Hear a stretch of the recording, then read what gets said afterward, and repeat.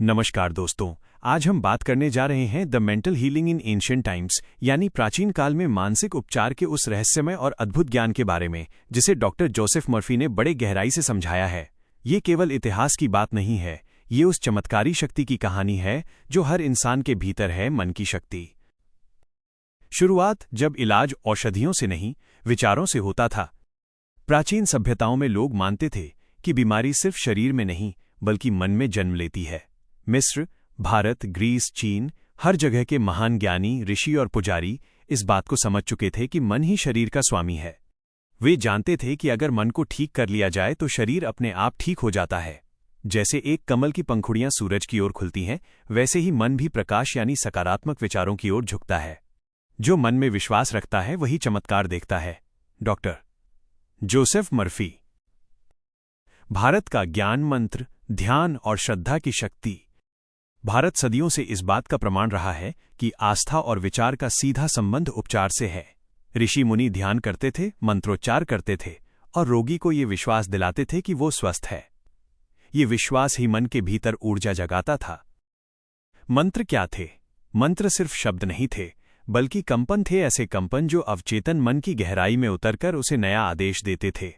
जैसे ओ शांति, ओ आरोग्यम, इन ध्वनियों में वह ऊर्जा थी जो मन को स्थिर करती थी, और स्थिर मन ही स्वस्थ शरीर को जन्म देता है। विश्वास वह औषधि है जो बिना दवा के भी रोग मिटा देती है। मिस्र की सभ्यता, मंदिरों में उपचार का रहस्य। मिस्र के हीलिंग टेम्पल्स में लोग इलाज के लिए आते थे। यहां कोई दवा नहीं दी जाती थी, बल्कि मन को प्रोग्राम किया जाता था। पुरोहित रोगी को नींद में डालते थे, जैसे आज हम इसे हिप्नोटिज्म कहते हैं, और कहते थे, तुम स्वस्थ हो, भगवान की शक्ति तुम्हारे भीतर बह रही है। यह संदेश रोगी के अवचेतन मन तक पहुंचता था, और कुछ दिनों में व्यक्ति वास्तव में ठीक हो जाता था। ये था विश्वास और सुझाव, सजेशन का जादू, वही सिद्धांत जो आज के सबकॉन्शियस हीलिंग में अपनाया जाता है। मन में बोया गया विचार शरीर में फल बनकर उगता है। ग्रीस और रोम चिकित्सा में विचारों का समावेश। ग्रीस के महान दार्शनिक प्लेटो और अरस्तु कहते थे, मन और शरीर दो नहीं, एक ही हैं। उनके मंदिरों में डॉक्टर और पुजारी दोनों मिलकर काम करते थे। पहले व्यक्ति के मन को शांत किया जाता था, फिर शरीर का इलाज शुरू होता था। ग्रीस के एस्क्लेपियस टेम्पल में लोग ध्यान करते थे, उपवास रखते थे और रात में ड्रीम थेरेपी लेते थे। नींद में उनके मन को यह कहा जाता था, तुम स्वस्थ हो, तुम प्रकाश हो।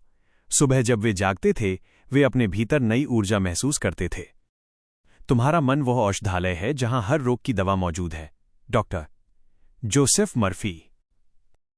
बाइबल में मानसिक उपचार के उदाहरण। डॉक्टर जोसेफ मर्फी ने बाइबल के कई प्रसंगों का उल्लेख किया है। यीशु मसीह कहते थे, तेरे विश्वास ने तुझे चंगा किया। उन्होंने कभी किसी को दवा नहीं दी, उन्होंने सिर्फ मन में विश्वास का बीज बोया।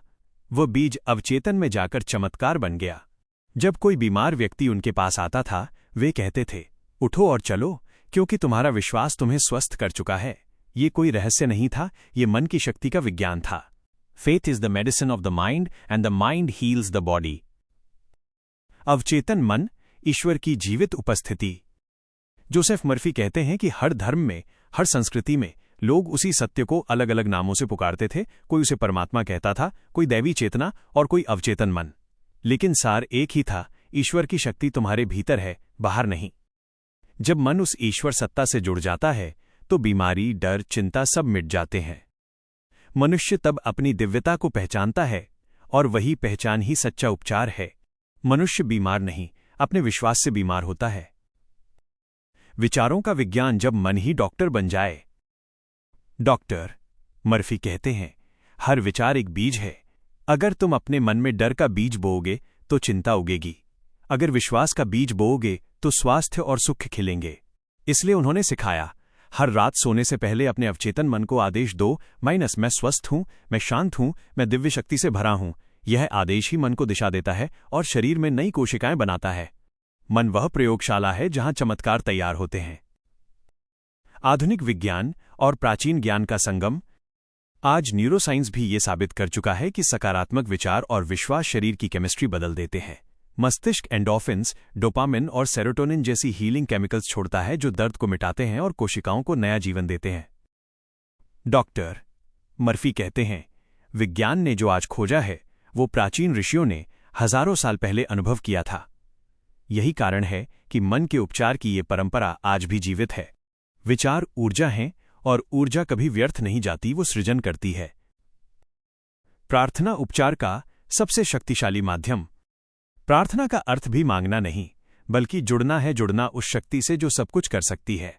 जब हम सच्चे मन से प्रार्थना करते हैं तो हम अपने अवचेतन के द्वार खोलते हैं, और जब ये द्वार खुलता है तो असंभव भी संभव हो जाता है।